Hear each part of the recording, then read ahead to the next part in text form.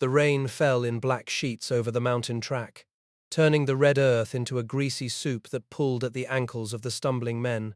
They moved in a ragged column, hundreds of them, then thousands, their rifles long discarded, their uniforms hanging in wet tatters from shoulders sharp as knife blades. A strange, high-pitched moan drifted through the jungle as a man collapsed face first into the mud.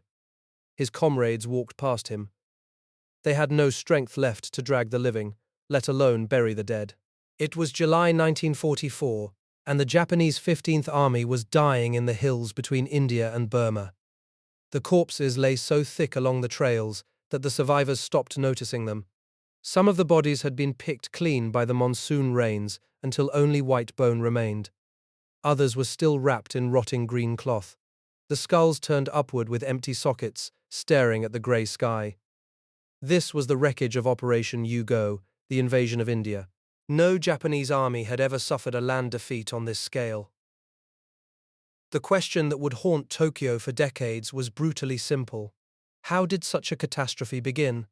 It began with a single general and an obsession that bordered on madness. In June 1943, senior officers of the Japanese Burma Area Army gathered in Rangoon for a war game, a tabletop exercise to test the feasibility of striking the British base at Imphal. Among them sat Lieutenant General Renier Mutaguchi, a stocky, bull-necked man with a loud voice and a conviction that he was destined to reshape the war. Mutaguchi had previously led the 18th Division, the same division that had smashed the British in Malaya and taken Singapore, and now commanded the 15th Army. He despised the British Army. He believed they would run if surrounded, and he burned with a private, almost mystical ambition that he confided only to his diary. The war game had barely begun when Mutaguchi's chief of staff, a major general, handed a thick sheaf of documents to the presiding officer. The title was blunt, 15th Army Appreciation of the Situation. It called for an immediate offensive, not merely to defend Burma, but to storm across the Chindwin River and invade Assam itself. Before anyone could speak, a colonel on the staff of Burma Area Army snatched the papers off the table. He slammed them down with a crack that silenced the room. "What is all this?" he bellowed. "We do not have to take nonsense like this." He accused Mutaguchi's staff of a fundamental breach of the chain of command. A chill of embarrassment ran through the entire assembly, but Mutaguchi was not a man who could be silenced by protocol. He had already decided that the British retreat from Burma proved the hills were passable. Wingate's expedition had shown him the impossible was possible. If the British could cross the mountains, then he could certainly do it. And behind his strategic arguments lay a deeper fire. In his private diary, he had written the words that defined his purpose. "If I push into India now, by my own efforts, and can exercise a decisive influence on the Great East Asia War, I, who was the remote cause of the outbreak of this great war, will have justified myself in the eyes of our nation." He believed he had sparked the Marco Polo Bridge incident in 1937. He believed he had conquered Singapore. The invasion of India would be his crowning glory. The war game ended in a compromise. The senior commanders agreed that the objective should be Imphal, the capital of Manipur state and the main British supply base, but they explicitly ruled out a mad rush into Assam. Yet even this limited victory was tainted.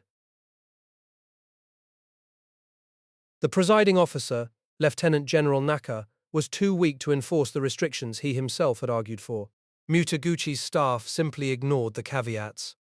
When they held their own war game at Maimyo in August, they quietly expanded the plan to include the whole of the 31st Division against Kohima, the very overreach that Rangoon had forbidden.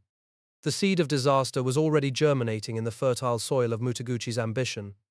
Mutaguchi was promoted to command the 15th Army in March 1943, and he used his new authority to crush all opposition. His 3 divisional commanders were deeply uneasy. The commander of the 33rd Division thought the plan was impossible and called Mutaguchi a moron in private. The commander of the 15th was a cultivated, sensitive man who had served as a military attaché in Washington. The commander of the 31st loathed Mutaguchi personally. They had been on opposite sides of the army factional wars of the 1930s, and the old hatred still festered. Yet Mutaguchi persisted, badgering his superiors in Rangoon and sending personal appeals to Imperial General Headquarters in Tokyo. The road to authorization was not smooth. Major General Inada, The Vice Chief of Staff at Southern Army in Singapore saw the supply problems with harsh clarity. He told Kunimura bluntly that attacking Imphal with 3 undersupplied divisions was to skin the raccoon before you caught him. But Inada was soon removed from his post, caught up in a bureaucratic purge engineered by Tokyo. His replacement, Lieutenant General Ayabe, had no stomach for a fight. When the final war game was held in Rangoon in December 1943, the old opponents sat in silence. No one objected. No one raised the question of logistics. The machine of the Japanese army had turned Mutaguchi's personal dream into official strategy. On the last day of December, Colonel Nishiura hurried to Prime Minister Tojo's official residence in Tokyo. Tojo was in the bath. Through the glass partition, Nishiura relayed the request for authorization of the Imphal operation. Tojo fired questions back through the steam. Was the supply setup adequate?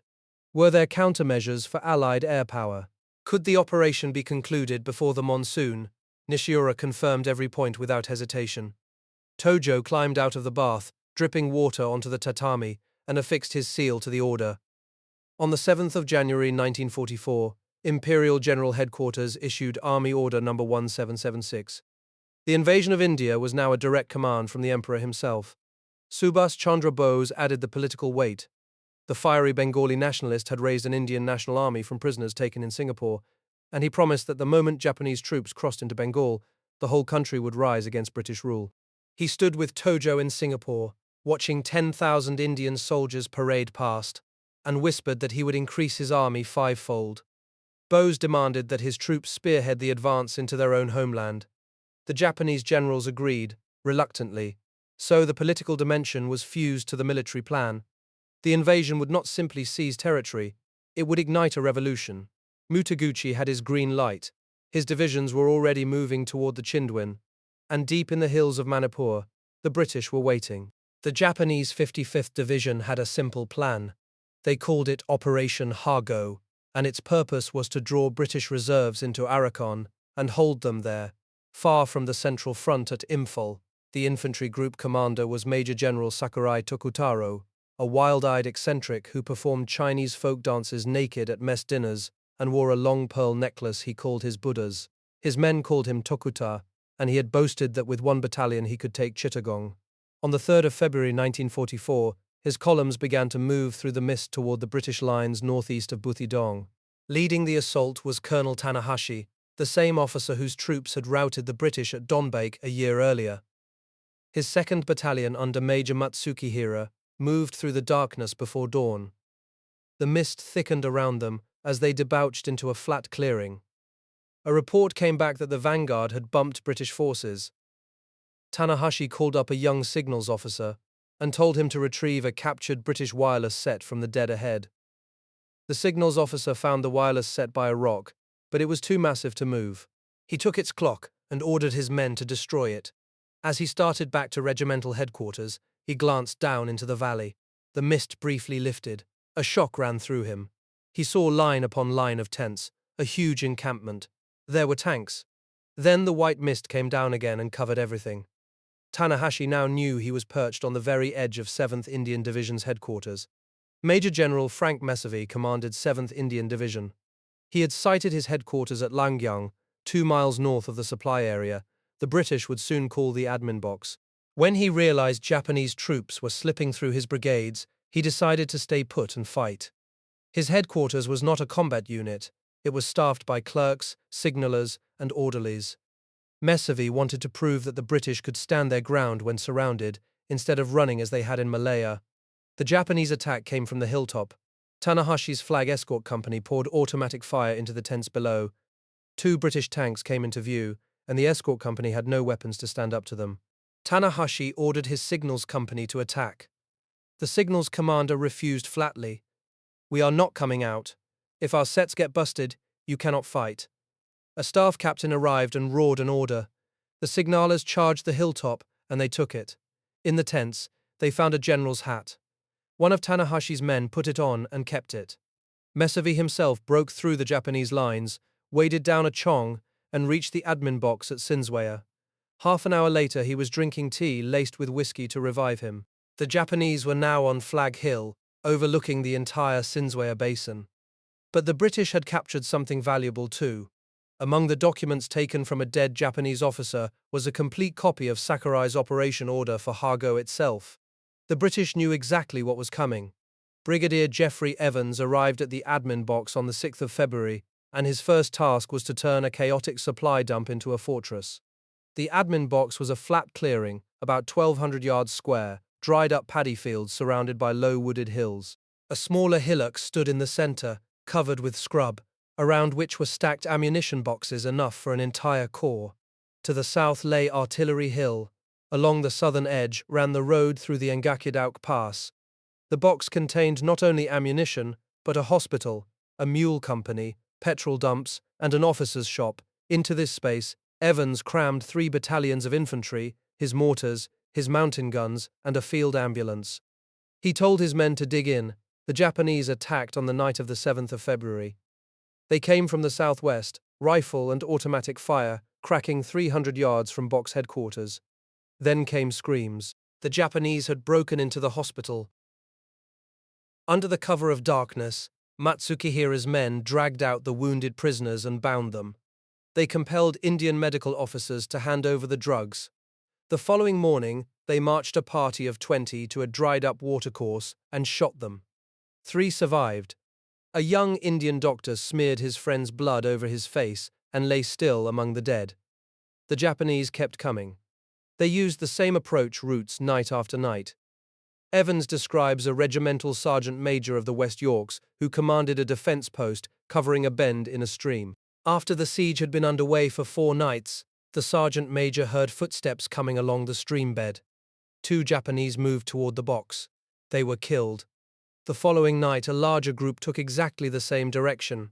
The West Yorks counted more than 40 men, waited until they reached the bend, and hurled their grenades from the high bank. The stream bend became a killing ground. A Japanese officer leaped into a trench and tried to slice a British sergeant in 2 with his sword. The sergeant parried with his rifle butt. A corporal jumped in behind him, and together they bayoneted the officer to death. When the fight was over, 110 Japanese bodies were counted at that single spot. The documents taken from the dead officer included a map showing rendezvous points for attacks on the box. The stream bend was one of them. The Japanese kept coming anyway. On the 14th of February, Tanahashi put in a general all-out night assault. The British intercepted his wireless order and knew exactly when the blow would fall. The night throbbed with screams, rifle fire, and shell fire.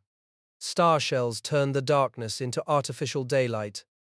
The Japanese reached the barbed wire and were met by the massed guns of the 25th Dragoons Lee tanks. The tanks poured machine gun fire into the attackers until the casualties forced them back. Tanahashi could wrest no decisive victory in the face of determined British resistance. The Japanese did take one height. They captured C Company Hill, which guarded the western gate of the box, sweeping a company of West Kents off it. From there they could overlook the new hospital position and were only 300 yards from box headquarters. Evans knew he had to retake it. 10 tanks of the 25th Dragoons directed their 75mm guns against the hill. A West Kents major led his men up the slope. The tank gunners switched from high explosive to solid shot, allowing the infantry to advance close behind the curtain of fire. 15 yards from the hilltop. A very light went up, telling the tanks to stop. The West Kents went in with the bayonet. The hill was back in British hands, but the cost was brutal. The 2 companies of West Kents that served as Evans's mobile reserve were down to half their strength. They could muster around 100 men each. Tanahashi's unit suffered even more. On the 11th of February, his force strength stood at 2,190 men. 10 days later, it was down to 400. Most of those casualties came from that single night assault. In his diary, Tokuta scribbled his desperation. "The British are cutting through the jungle," he wrote. "They seem to be no more than 50 yards away. I hope and pray Tanahashi's attack tonight succeeds." Tanahashi did not attack. He had pushed his men as far as they would go, and he himself was on edge. When his artillery commander told him a fire plan was impossible, Tanahashi struck him on the head with his clenched fist until the blood came. He postponed the assault from the 19th to the 20th, then to the 22nd. Each of his companies was down to 40 or 50 men. The mounting guns had no ammunition left. His men ate nothing but unhulled rice, collected locally in their steel helmets. On the 22nd of February, Tanahashi cut radio contact with his force commander and ignored the furious order to attack. The order to withdraw came through on the 24th. Tanahashi broke wireless silence with a bitter signal. "I regret this, but I'm determined to do it. There is no alternative. Have decided to retreat tonight." Tokuta could not stop him. 2 days later, the Japanese High Command permitted Phase 1 of the Shinsei operation to come to an end. The worst off was Kubo Force, which had been operating between the British 5th Division and their corps headquarters at Boli Bazaar. Kubo had 40 miles to make through British positions, and his men marched through the jungle carrying their wounded commander on a stretcher. They passed through a British encampment in the moonlight, and the astonished troops simply watched the exhausted lines of Japanese infantry march south. Sakurai Tokutaro jotted down the reasons for his failure in his diary on the 26th of February. The operation had begun well. His men had moved fast, caught the British on the hop, and surrounded 7th Division, but they had failed to destroy it. Inadequate communications and intelligence had not helped. Darkness had made movement almost impossible at times. Yet the most important factor was something deeper. The flat Japanese encirclement, unaccompanied by adequate firepower, was countered by what Japanese historians later called cubic tactics, adopted by the British. The multidirectional defense made possible by air supply congealed the initial British fluidity into a hardness that could only have been countered by stronger guns. Tokuta had 4 mountain guns and 4 medium howitzers, no more. There was a final reckoning. Among a group of Japanese who attacked the admin box in captured British uniforms was the very soldier who had taken General Mesavi's hat. His comrades had nicknamed him Shogun, the general. When the British cleared the box, they found Shogun's body. The hat was removed and returned to its rightful owner. It was the only item of replacement that could not be obtained by air. Everything else came through the skies: rations, ammunition, petrol, medical supplies, newspapers, socks, spectacles, toothbrushes. The jute parachutes used for the drops cost 1/20th of the price of silk parachutes. They were made in Bengal, and they kept the box alive. Lieutenant General William Slim, commanding the 14th Army, looked back on the Battle of the Admin Box as the turning point. For the first time, a British force had met, held, and decisively defeated a major Japanese attack.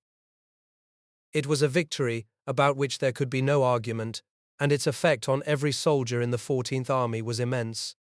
The Japanese myth of infiltration and encirclement, the terror that had driven British and Indian troops to retreat again and again, had been broken. The men in the box had proved that if you stood and fought, if you kept your supply lines open by air, and if you brought your tanks and guns to bear, the Japanese could be stopped. The road to Imphal was still open. On the 8th of March, 33rd Japanese Division began to move. A patrol of Gurkhas spotted 2,000 men crossing the Manipur River near Mualbam, 12 miles south of Tidim. They were Colonel Sasahara's regiment, swinging west into the hills to cut the road behind 17th Indian Division. The division, known to both sides by its emblem, the black cat, was still strung out along the Tidim road, preparing for an advance that would never come. General Schoons at Favi Corps headquarters had planned to pull his forward divisions back into the Imphal plain before the Japanese could strike. But the reconnaissance was patchy and the reaction slow. The commander of 17th Division was Major General Cowan, a soldier who understood the danger of encirclement but delayed his withdrawal by a full day after receiving the order on the 13th. 16,000 men, 2,500 vehicles, and 3,500 mules began to crawl north from Tidim on the evening of the 14th. By then, Japanese roadblocks were already closing behind them. Colonel Sakuma's regiment had cut the road at Tongzang, and Sasahara's men were moving toward the supply dump at milepost 109. 3 days later, the Japanese had overrun that dump, capturing enough food, ammunition, and vehicles to run a division for 2 months. The battle resolved into layers of troops alternating along the road, Japanese and British compressed together like a dirty layer cake. At Tuitam Saddle, a Japanese battalion under Captain Saito held the heights above the Manipur River Bridge, the only path north for Cowan's entire division. British artillery and mortars hammered the position, and a Gurkha charge at dusk broke through to find half the battalion destroyed. Saito himself escaped through the jungle with his orderly, and the road over the bridge opened. But the cost was mounting on both sides, and the monsoon was only weeks away. Colonel Sasahara watched his regiment bleeding out on the ridges near Singal. His best battalion commander, Lieutenant Colonel Erie, fell to cannon fire from a British fighter plane, and the loss broke something in the men. In the confusion, Sasahara sent a signal to division headquarters, prepared to burn his codebooks and fight to the last man. The signal reached Lieutenant General Yanagida in garbled form. Believing his regiment was being annihilated, Yanagida wired Mutaguchi that the operation should be stopped. Mutaguchi's reply was a fury of reprimand, and the division inched forward again. But Yanagida's nerve had cracked.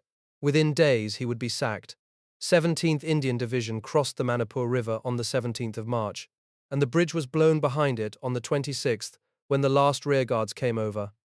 By the 4th of April, the Black Cats were at last on the Imphal plain. Their supplies dropped by Dakota transports, their wounded evacuated, their morale battered but intact. They had escaped encirclement by the narrowest of margins, and the Japanese had learned that British forces would no longer panic when surrounded.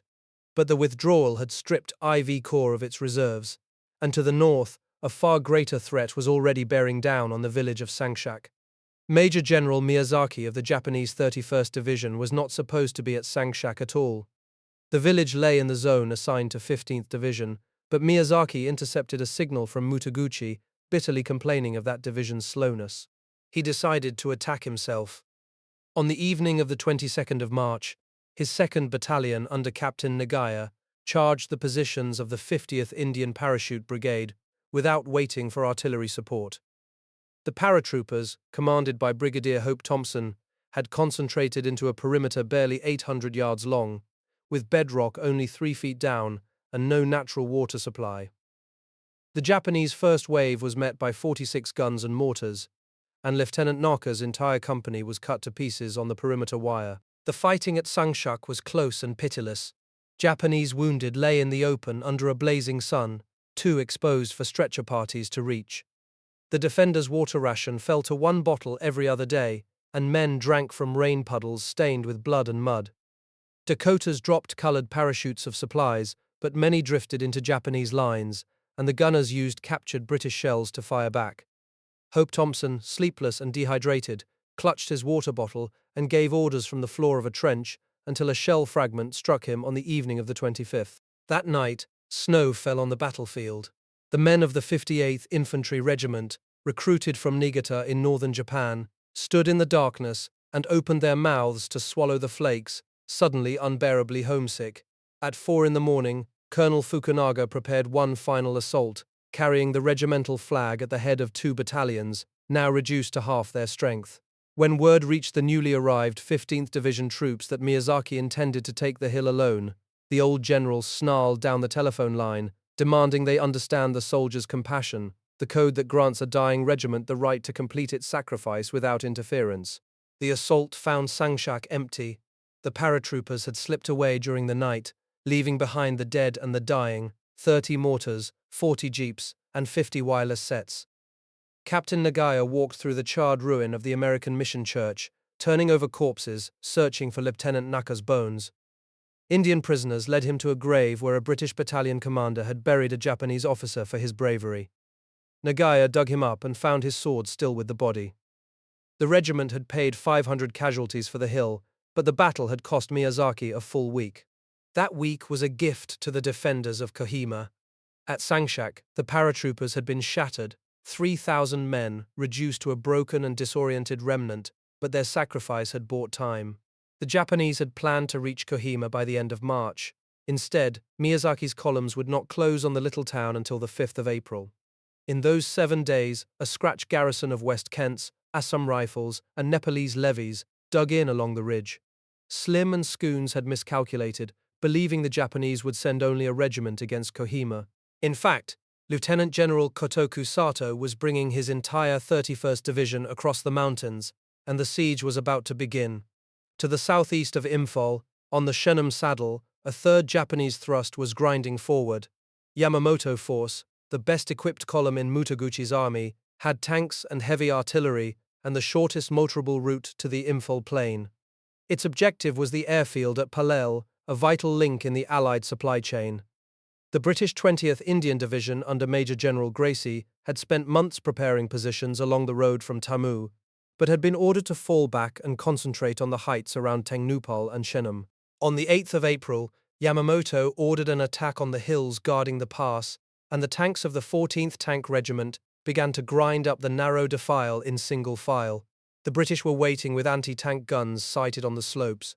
A streak of light marked the first shot, and the leading Japanese medium tank burst apart in a thunderclap of splintering metal. The tank company commander fell badly wounded, and the column ground to a halt, unable to maneuver off the road in the precipitous jungle. British guns played up and down the stationary tanks for 20 minutes before the regimental commander ordered them to withdraw. When Colonel Ueda reported back to Yamamoto, the force commander called him a coward in front of his officers. Ueda went livid. "Tanks," he said, "do not fight in narrow defiles." The accusation was unheard of, and his officers knew he was right. The infantry paid the price for the tank's failure. Lieutenant Majima's company took a hill south of Tengnupal, a cratered summit that the British called Nippon Hill, and held it through 9 days of shelling and counterattacks. Gurkhas, Devons, and Punjabis threw themselves against the bunkers, but each time Japanese grenades and machine gun fire drove them back. Finally, on the 11th of April, the Devons went in behind a full hurricane bomber strike and a concentrated artillery barrage that turned the hilltop into a ploughed field. When the infantry reached the crest, they were met by a tornado of fire from the handful of survivors, and all 3 company commanders were wounded before the position fell. Majima's entire company was dead. The cost to both sides was appalling. The Devons lost 87 men taking that single hill. Ito's Japanese battalion, which had seized another crest nearby, was soon reduced to 80 men. Yamamoto raged at his commanders, stripping Ito of his command when the major protested against a suicidal night attack. The atmosphere at force headquarters curdled into mutual contempt. But Gracie could not press his advantage. He was holding 25 miles of front with a single division, and the Japanese, though bled white, still clung to the heights overlooking the road. The battle for the Shenam saddle would grind on for 2 more months, a stalemate of grenades and bayonets and point-blank tank guns. By the 8th of April, the first Japanese assaults on all 3 fronts had been blunted. 17th Indian Division was safe inside the Imphal perimeter. The 50th Parachute Brigade had been destroyed, but the delay at Sangshak had given Kohima a garrison. On the Shenam saddle, British guns and tanks had halted Yamamoto's advance in a slaughter yard of wrecked armor and annihilated companies. But Mutaguchi's invasion was only a month old, and the real battle, the siege of Imphal and the nightmare on the Kohima Ridge, had not yet begun. The Black Cats had survived. The White Tigers were gathering for the next round.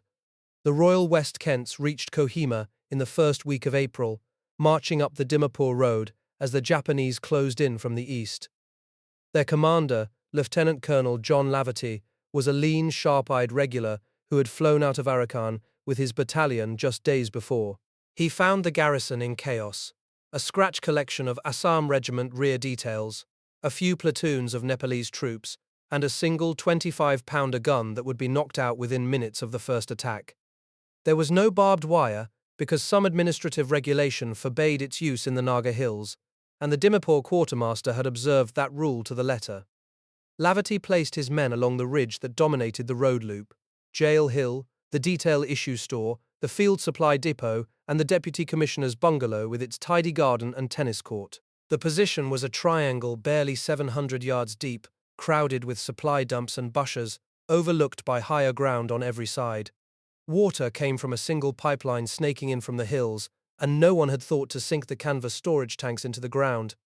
By the evening of the 4th, Japanese patrols from Sato's 31st Division were already probing the southern approaches, and the defenders could hear the crackle of rifle fire rolling up from GPT Ridge. Then the siege began in earnest. Miyazaki's infantry regiments, hardened by the slaughter at Sangshak, poured mortar and artillery fire onto the perimeter every evening at dusk. When darkness fell, they came in waves, screaming and hurling grenades, creeping forward on their bellies to slash at the wire. The garrison gave ground yard by yard, shrinking into a tighter pocket around Garrison Hill. On the 6th of April, the Japanese cut the water pipeline, and from that moment, every drop had to be dragged up from a seepage on the north face of the hill, exposed to machine gun fire the instant a man showed himself. The tennis court lay in the right-angle bend of the main road, between the bungalow and the clubhouse. It had been a place of lazy volleys in peacetime. Now it was the front line. The Japanese held the bungalow terrace and the garden below it, only 50 yards from the British slit trenches on Garrison Hill.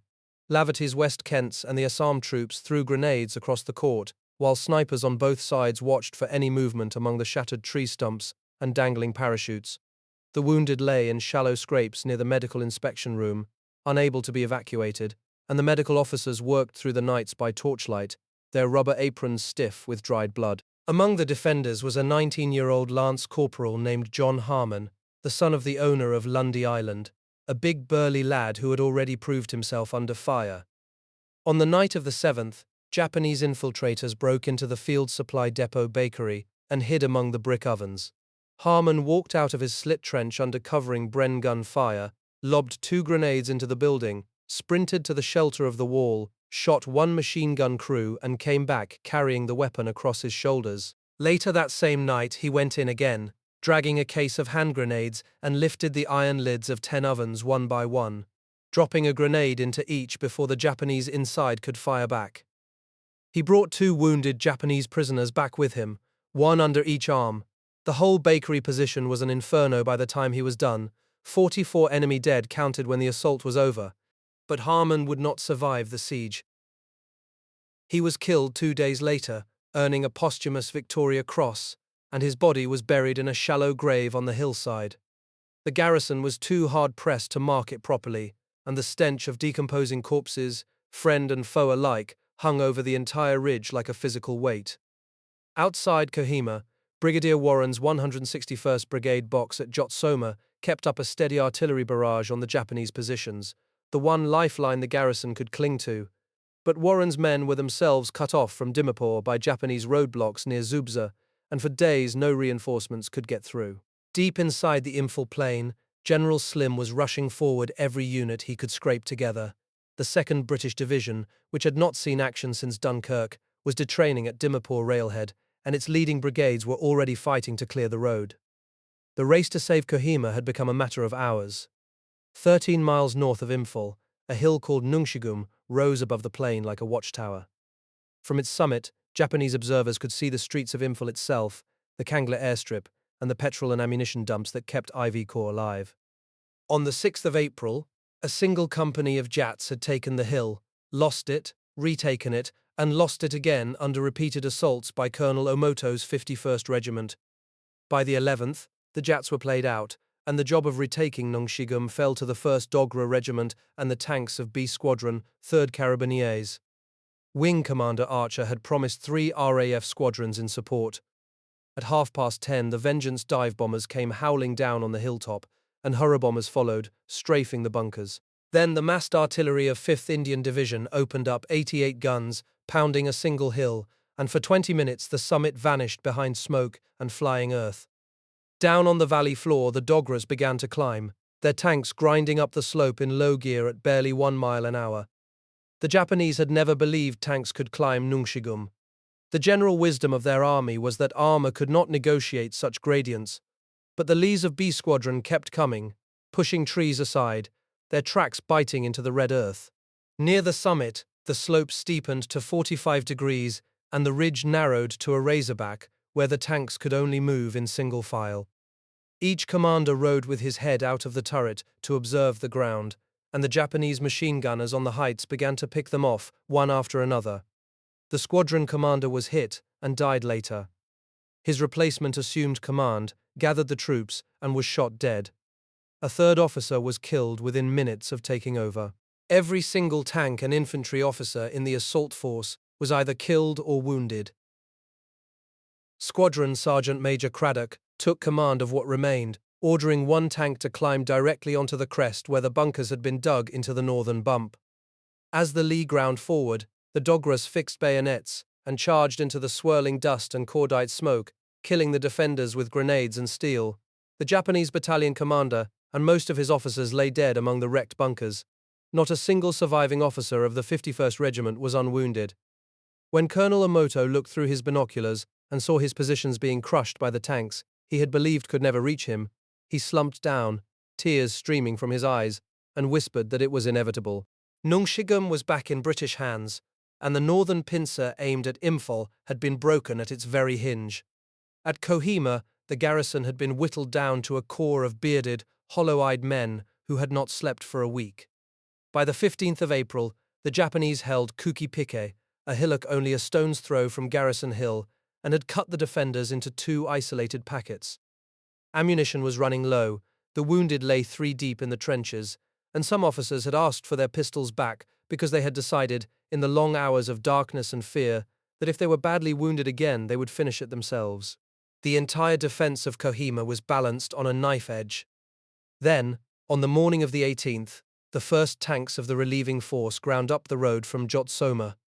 They were Punjabis of the 1st Battalion, 1st Punjab Regiment, riding on the hulls of Lees and Honeys, and they smashed through the last Japanese roadblocks with point-blank cannon fire. Laverty's exhausted West Kent stared with bloodshot, sleep-starved eyes as the turrets swung past and the infantry began to dismount. The siege was over.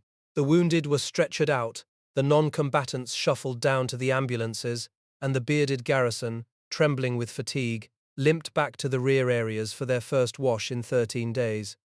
But Kohima Ridge was not yet clear. Miyazaki's regiment still held the southern end of the ridge, GPT Ridge, Jail Hill, the field supply depot, and the ruined bungalow with its tennis court. The Japanese had honeycombed the slopes with bunkers that could shrug off anything short of a direct hit from a 5.5-inch medium gun.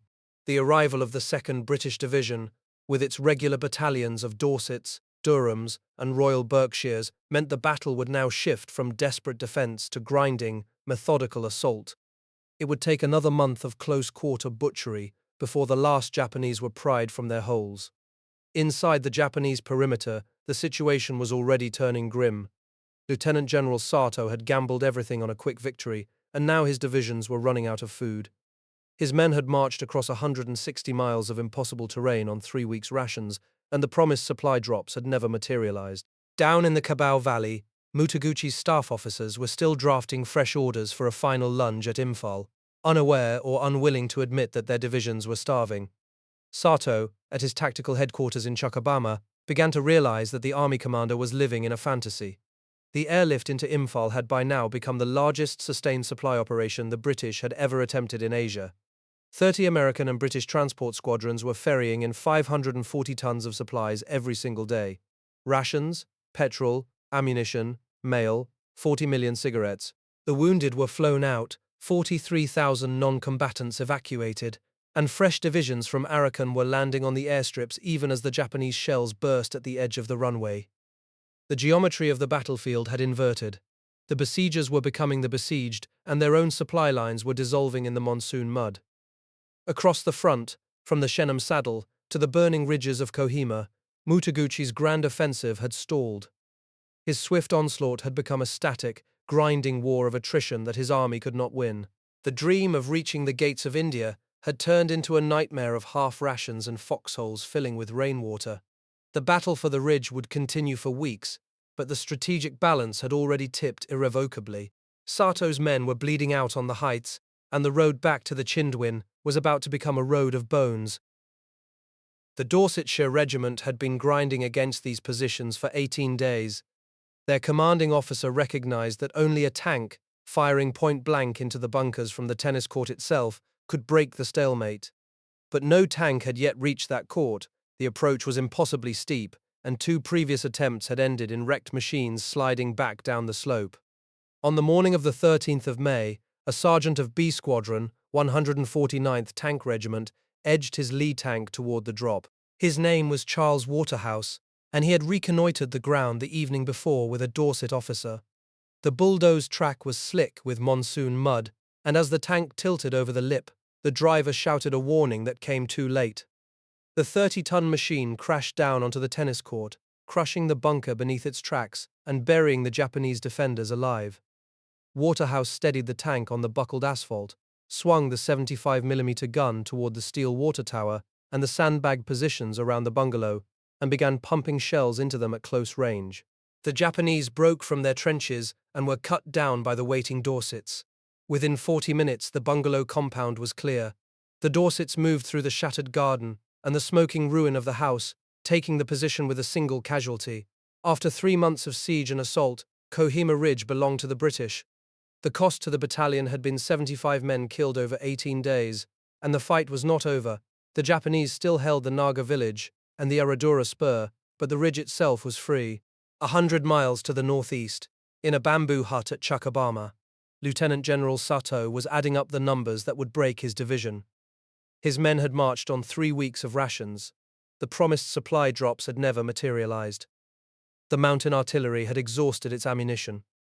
The infantry were down to a handful of rounds per man, and the wounded lay untended in the mud because there was no medicine and no food. Sato had listened to every signal that passed between 15th Army and its divisions.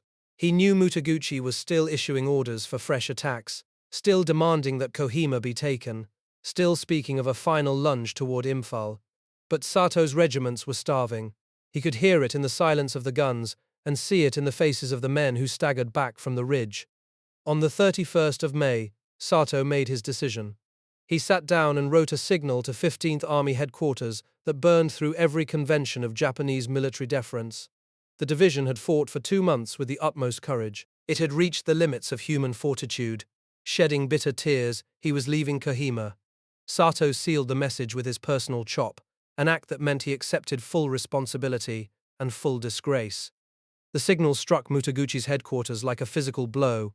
Major General Kunimura fired back a reply urging Sato to reconsider, cloaking the rebuke in a proverb about the gods giving way before a resolute will. Sato's answer was blunt.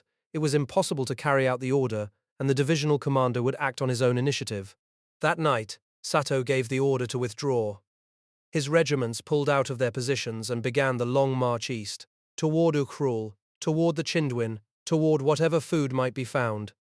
It was the first organized Japanese retreat of the Imphal campaign, executed without authorization, in direct defiance of the army commander. Mutaguchi raged and demanded a court-martial. The collapse had begun. While Sato's men stumbled eastward, the British were pushing relentlessly down the Kohima-Imphal road from the north and up from Imphal in the south. The advance guard of 2nd British Division battered through Miyazaki's rear guard blocks at Karong. Lee tanks climbed the winding mountain road, infantry clinging to their hulls, pushing past abandoned Japanese positions and the first scattered corpses of the retreat. On the morning of the 22nd of June, a lance corporal of the 123rd Brigade sat in a tree near milepost 103, scanning the road with his binoculars.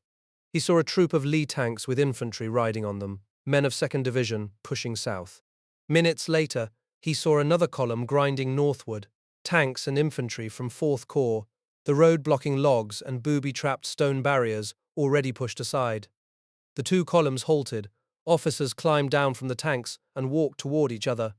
The Dogras of the 1st Battalion, 17th Regiment, who had come up through the hills to cut back onto the road, shook hands with the grimy, bearded men of the leading British tanks.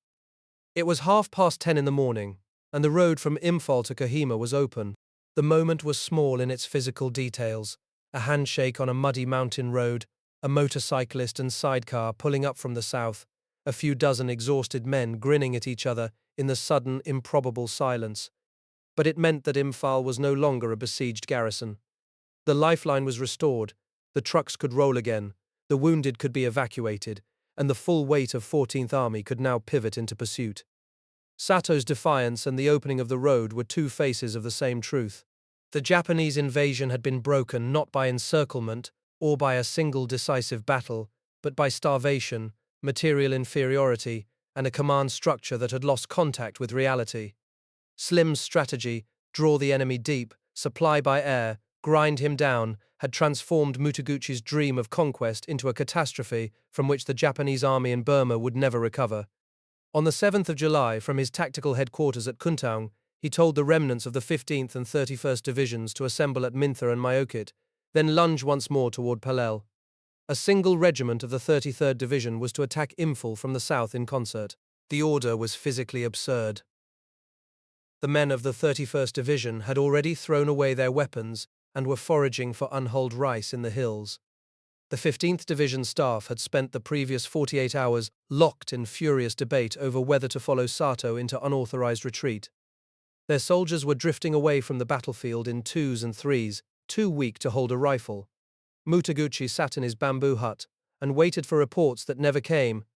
His Batman later recalled that the general would rise in the middle of the night and shout that something strange was moving under the floorboards, demanding that troops be summoned to chase it away. The troops found nothing. The man who believed he would conquer India was now alone with a collapsing mind and a dead army. The 33rd Division, under its new commander Tanaka, was the only formation still capable of offensive action. But Tanaka's regiments were bleeding out on the hills west of Bishampur, locked in a point-blank struggle with the 17th Indian Division that had already consumed 2 entire battalions in a single night attack. Colonel Sasahara's 215th Regiment was down to 100 men fit for duty. Companies had shrunk to 7 or 8 soldiers. Only 2 battalion commanders in the entire division were still unwounded. The notion of detaching a regiment for Palel was a fantasy. No one at Kuntaung acknowledged the fantasy. Mutaguchi's staff continued drafting signals as if the operation were merely stalled, as if one more push would tip Imphal into their hands. But the real battle was already over, and the final acts of the campaign were being written by men who no longer listened to 15th Army headquarters. The heights of Modbung, east of Kanglatongbi, were still held by a shattered battalion of the 60th Infantry Regiment in the 3rd week of June. They had no anti-tank guns and almost no ammunition for their rifles. They had been living on bamboo shoots, parsley, and the occasional lizard for a month. When 4 British Lee tanks clawed their way up the 45-degree slope, the Japanese infantry knew they could do nothing to stop them.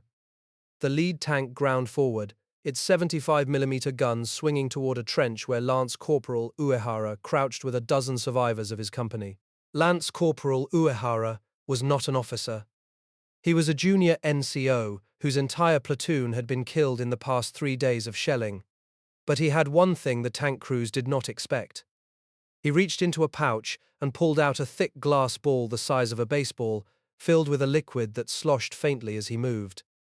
The Chibidan was a German design, shipped across the oceans in a submarine, reverse-engineered in Japan, and carried across the Chindwin on a man's back.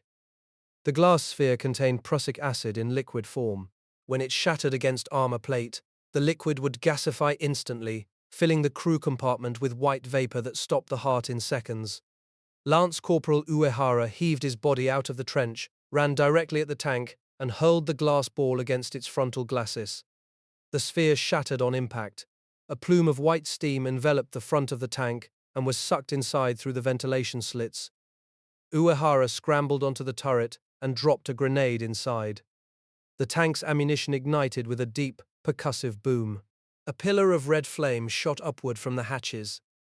The other 3 tanks hesitated, then began to reverse down the slope. Lance Corporal Uehara, the man who had just used a banned weapon against the British, stood on the smoking wreck and watched them go. The gas attack was one of the last recorded uses of chemical weapons in the Burma theatre. It did not change the outcome of the battle. Within hours, the British artillery found the Japanese positions again and began the systematic destruction that had become routine on this front. But the incident marked a threshold. The Japanese 15th Division was now using weapons designed for a war of absolute desperation. Cadet officer Tatsuo Shima commanded the remnants of an independent mountain gun company attached to the same shattered division. He was not supposed to be in command. He was a training officer, barely out of the academy, but every officer senior to him had been killed in the previous 10 days of fighting. On the 25th of June, Shima took his 45 men and 3 mountain guns to a hill called Height 105 Alpha, halfway between Ukrul and Imphal. 100 Japanese infantry under Captain Mori held the hilltop. They were facing 10 British tanks advancing south along the track. Shima's orders were to support Mori and hold the position. Shima was not a natural soldier. He admitted to himself later that he was a coward at heart, that during his first weeks in combat the sound of a shell would have driven him into the belly of a horse. But he was in command now, and he watched through his binoculars as the lead tank commander stood up in his turret, surveying the terrain with what seemed like deliberate leisure. His number 2 gun scored a direct hit on the leading tank. The columns slowed. Number 2 and number 3 squads hit the 2nd and 3rd tanks. Then the British guns swiveled onto the Japanese mountain guns, and the world dissolved into a whirlwind of metal fragments and clods of earth. Shima's body flew into the air, and the back of his head struck an ammunition box. He woke to silence. 5 men were still alive. The rest of his company lay in fragments around the gun pits. Captain Mori was dead. The tanks had withdrawn. Shima gathered his 2 remaining NCOs, Sergeant Nishiura and Kobayashi, and began to walk east toward Sibong, toward the Chindwin, toward the faint hope that someone had left food at the river. The track was a corridor of the dead. The monsoon rains had washed the flesh from skeletons that lay in pools of brown water, uniforms still recognizable on white bone, hair floating like grass on the surface. Shima walked past men who clutched at his ankles from the mud, moaning for water, begging for a grenade. He beat at Nishiura and Kobayashi with a bamboo stick when they stumbled. He was driven by a single thought: find the warrant officer who had deserted during the battle, and kill him. He found Takeda by a stream, wounded in the back, with a second deserter already dead beside him. Takeda had always mocked Shima's inexperience, always in his hearing. But when Shima stood over the dying man, the hatred that had carried him through 60 miles of jungle simply vanished. He left Takeda behind and walked on. There were no more banzai cries in his head, only farewells and separation. He fell into a deep sleep, and when he woke, he was in a British prisoner of war camp. In Rangoon, Lieutenant General Masakazu Kawabe lay on his sickbed, his body wasted by amoebic dysentery, his cheeks hollow, his voice barely a whisper. He had received the signal from Kuntaung on the 25th of June. The British had broken through the last Japanese hold on the Kohima-Imphal road. The operation was over. Kawabe could not sleep. He waited for the dawn. On the 3rd of July, at 2:30 in the morning, the signal from Manila arrived. Southern Army Headquarters, acting on approval from Imperial General Headquarters in Tokyo, ordered the cancellation of Operation U-Go. Burma Area Army was to adopt the defensive. Mutaguchi's dream of conquering India was officially dead. Even then, Mutaguchi could not let go. He signaled Rangoon on the 5th of July with a plan to launch one more attack against Palil. Kawabe, from his sickbed, read the signal with disbelief. He sent a flat reply: "Stop the attack." Burma Area Army was already beginning to replan the entire defense of the country, though it no longer had the strength to decide outcomes. The 15th Army was no longer a fighting force. It was a herd of exhausted men. Lieutenant General Yamamoto led the last organized formation, Yamamoto Force, back across the Chindwin on the 2nd of August. His infantry picked their way past the bones of the buffalo herds that Mutaguchi had promised would feed them. The mountain guns, what few remained, had been dismantled and buried in the mud. The sick and the dying lay along the tracks, calling out for grenades. British fighter bombers came over in the afternoons and strafed the riverbanks, where the heaps of corpses were so thick the pilots could not tell bodies from earth. Lieutenant General Sato, the man who had sealed his own disgrace with his personal chop, reached Rangoon on the 22nd of July. He demanded a court-martial, intending to expose the stupidity of 15th Army in open court. But Kawabe and the senior staff had no stomach for a public trial. Sato was declared mentally disturbed under the stress of battle, transferred to the reserve, and sent home. The army that was supposed to conquer India vanished into the jungle, leaving behind more than 50,000 dead. It was the worst land defeat in the history of the Imperial Japanese Army. Lieutenant General Masakazu Kawabe later wrote that he kept seeing the faces of the Indian troops of the Indian National Army who had been committed to the battle for Palel. He never forgot them. Subhas Chandra Bose, the fiery Bengali nationalist who had promised that India would rise, was killed in an air crash in Taiwan before the war ended. William Slim, the architect of the victory, would reflect years afterward that the Japanese might have won if they had broken through to Dimapur. He was right, but they never got there. The bones were still bleaching on the tracks when the monsoon ended.